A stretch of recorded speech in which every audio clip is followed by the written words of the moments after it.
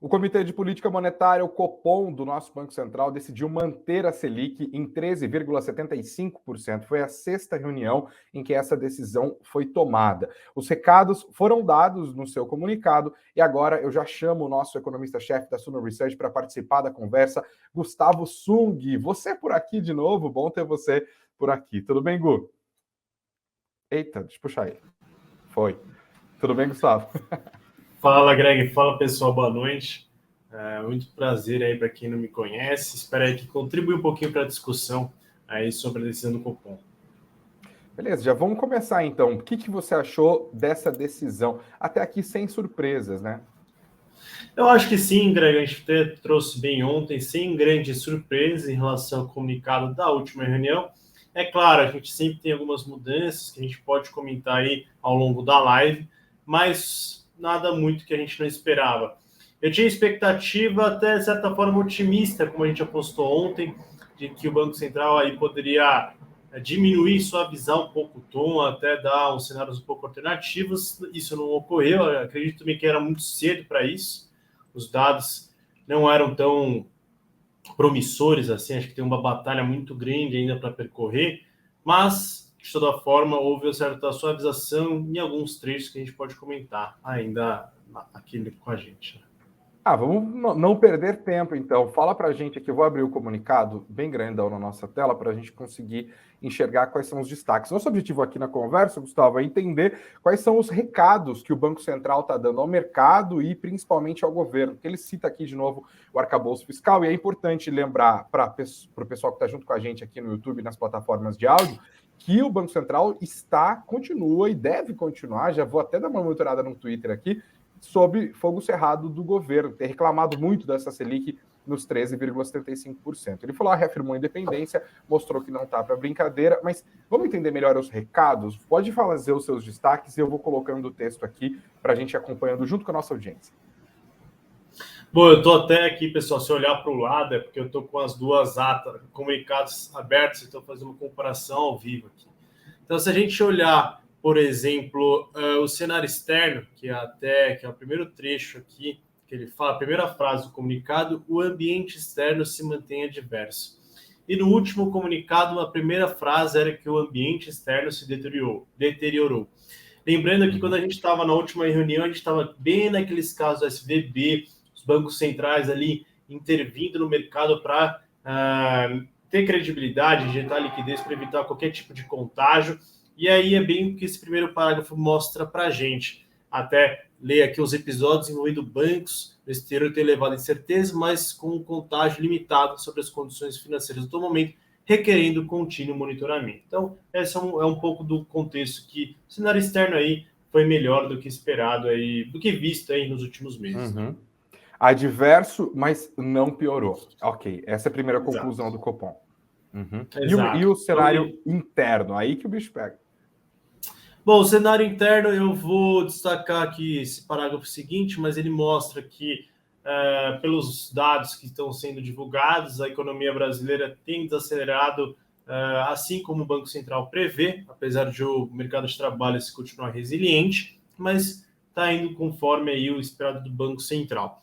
Tá? E as expectativas do Focus, como ele trouxe bem na primeira frase, as expectativas de inflação para 2023 e 2024, apurados pela pesquisa Focus, elevaram-se marginalmente, encontros em torno de 6,1, 6 comparado ao comunicado anterior, e 4,2 agora, ante 4,1 do último comunicado. Então, expectativas não se elevaram tanto. E aí até você tem a frase seguinte aqui, as projeções de inflação do Copom em seu cenário de referência situam-se em 5,8 para 2023 e 3,6 para 2024. Nada mudou. Essa parte está igual.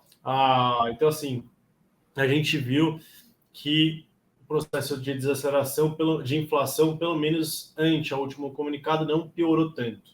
Estamos num processo de inflação lento, como bem trouxe Roberto Campos Neto, presidente do Banco Central, em diversas declarações, mas o bom, pessoal, é que as coisas não pioraram, e sim ficaram estáveis. As coisas estão acontecendo de forma lenta, mas estão. E aí eu acho interessante aqui, tem em seguida, em cenário alternativo, lá em cima, pessoal, na segunda linha, Em cenário alternativo, na qual a taxa Selic é mantida constante ao longo de todo o horizonte relevante, as projeções de inflação situam-se em 5,7 para 2023 e 2,9 aí para 2024, tá? E aí essa é uma mudança que a gente pode começar já a ressaltar, uma mudança já importante. Se a gente olhar os últimos comunicados, o Banco Central ele dava 3 projeções: 2023, ao meio do ano de 2024 e final do ano de 2024. Ou seja, o Banco Central ele tinha a tendência de olhar o que acontecia ao longo de 2024 também. E agora não, ele só explicita literalmente 2023 e 2024. Agora, o horizonte relevante da política monetária, onde o Banco Central começa a olhar o período como um todo, é 2023 completo e 2024 completo. Essa é uma mudança importante. Sei que é marginal, mas às vezes o Banco Central ele olhava 2023 e até o terceiro trimestre de 2024. Essa era a preocupação dele. Só que a gente fala que o Banco Central vai passando com o tempo, alguns anos começam a ficar prioritários. Então, 2023 deixa de ser uma preocupação principal e 2024 começa a ser o alvo dele. Então, a gente está começando a ver essa janela móvel mudando, que é bastante importante, tá? Entendi. Então, pelo que eu estou entendendo que você está falando agora, em relação ao último comunicado, é que a situação não piorou e esta seria a boa notícia. Ou eu estou sendo otimista demais? Assim, otimista um pouco demais. Assim, as coisas não mudaram, o que é bom. Não vou falar que é ruim. Não sei se é bastante positivo, mas é algo bom, as coisas não piorarem. Mas os desafios ainda estão postos, tá? E a boa notícia é realmente as coisas não se deterioraram, porque isso geraria um caos muito maior. Sim. E aí, o próximo capítulo eu só ressalto aqui. Pode seguir, tá? A gente está com um pequeno delay, eu vou deixar você falar à vontade, fique em paz. Ah, beleza. Então aqui a gente começa a entrar no parágrafo seguinte, aqui o comitê ressalta aí os seus cenários, quais são os balanços de riscos, o que afeta positivamente, o que afeta negativamente a sua política monetária, né? Então, do risco de alta do cenário inflacionário, um risco ruim para o Banco Central, e eu ressalto o número 2. A incerteza ainda presente sobre o desenho final do arcabouço fiscal a ser aprovado pelo Congresso Nacional e de forma mais relevante para a condição política monetária, seus impactos sobre as expectativas para a trajetória da dívida pública e da inflação e sobre os ativos de risco. Essa é a grande incerteza que está no ar, que deve ser discutida ao longo de maio. Eu até vi a notícia do Haddad, novo arcabouço fiscal, deve ser votado em 2 semanas, porque o Lira e o Haddad vão viajar. Então, a gente ainda vai ficar nessa incerteza. Até estou vendo o cenário de câmbio agora e é muito difícil a gente estar com incerteza sobre o desenho final. A gente conversou ontem, mas tem uma série ainda de mecanismos que ainda me deixa um pouco preocupado com o novo arcabouço, algumas arestas que precisam ser aparadas, mas, de qualquer forma, o novo arcabouço foi apresentado, mas é um risco aí que um desenho é importante para um bom funcionamento e redução da dívida pública ou desaceleração da trajetória da dívida pública ao longo do tempo. Gustavo, eu queria que você ajudasse a gente a entender se esse comunicado responde uma pergunta que muita gente tem feito, que é, beleza, em 2 semanas tem a votação do arcabouço fiscal. Suponhamos que ele seja aprovado do jeito que está agora. É o suficiente, ou é o que falta para o Banco Central começar a descer a Selic? A gente encontra essa resposta nesse comunicado? Eu acho que não, a resposta não está nesse comunicado, a resposta, por enquanto, está no Congresso, acho que é o ponto principal. O resultado do Congresso vai ser refletido na curva de juros futura, nas expectativas do Boletim Focus. A gente vê uma descompressão da ansiedade do mercado, e aí quando a gente vê que o preço dos ativos, a curva de juros, as expectativas ficarem mais ancoradas ou até caírem, assim que eu acho que o Banco Central vai ter mais certeza para baixar juros. Entendi. Beleza, pode seguir. Tem mais destaques? Aqui eu ressalto aqui, depois ele fala por outro lado, né? a reoneração dos combustíveis e, principalmente, a apresentação de uma proposta de arcabouço fiscal reduziram parte da incerteza devida de política fiscal.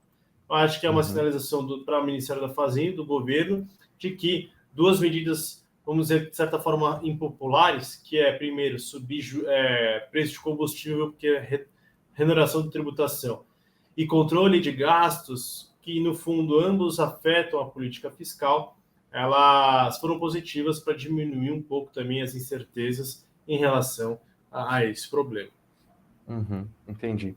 Quando eles anunciam aqui a comunicação dele, né, eles falam, considerando os cenários avaliados, o balanço de risco, o conjunto de informações disponíveis, o Copom decidiu manter a taxa em 13,75%. Eles argumentam que a decisão é compatível com a estratégia de convergência da inflação ao redor da meta ao longo do horizonte relevante, como você bem pontuou, foca no ano de 2024. E aí eles dizem, esse recado aqui que eu queria que você comentasse. Ele diz que vai seguir perseverando até que se consolide não apenas o processo de desinflação, a própria queda, de fato, do IPCA, mas também a ancoragem das expectativas, voltamos a falar aqui de Boletim Focus, e segue dizendo que, apesar de ser um cenário menos provável, não hesitará em retomar o ciclo de ajuste caso o processo de desinflação não transcorra como esperado. Ele já tinha escrito algo parecido na última reunião, o que deixou o Haddad especialmente bastante irritado, né? Essa questão aqui de não hesitaremos em retomar o ciclo de ajustes, que, traduzindo, a gente pode inclusive voltar a subir juros se a gente entender que se faz necessário. Mas agora tem esse acréscimo de, apesar de ser um cenário menos provável. É um aceno ao governo aqui? O que mudou exatamente na análise do Banco Central? Eu acho que esse é um bom recado, eu acho que isso é importante para sinalizar, acho que para o mercado, vamos pensar assim, para o Ministério da Fazenda, eu acho que é um recado importante porque as medidas que foram adotadas recentes diminuem o risco de cauda, ou diminui os problemas, incertezas, o que alivia, de certa forma, qualquer tipo de mudança na política monetária, como aumentar juros, então é um cenário menos provável. Eu acho que estamos começando a enxergar um pouquinho mais o Banco Central olhando para as medidas adotadas pela Fazenda. O que a gente pode olhar para o mercado? Eu acho que o tom mais duro, vamos dizer, de certa forma, com esse adendo, se torna um pouquinho mais ameno. Então, aquele tom duro que a gente vê nos comunicados, aquelas críticas, esse trecho, eu acho que é algo positivo, tá? Isso não quer dizer que esse cenário provável não possa acontecer. Eu acho que é um ponto que a gente tem que deixar bastante claro. É um cenário menos provável, não é um cenário inexistente, tá? Então, temos que ressaltar. Para o mercado, eu acho que, de certa forma, ele deve olhar com bons olhos isso. De novo, acho que o comunicado não trouxe grandes alterações em relação ao comunicado passado. Tem algumas incertezas em relação ao desenho final do arcabouço. Eu acho que há certa olhar entre Banco Central e Ministério da Fazenda um pouquinho mais ali em sincronia, mas de qualquer forma não vejo grandes mudanças por enquanto.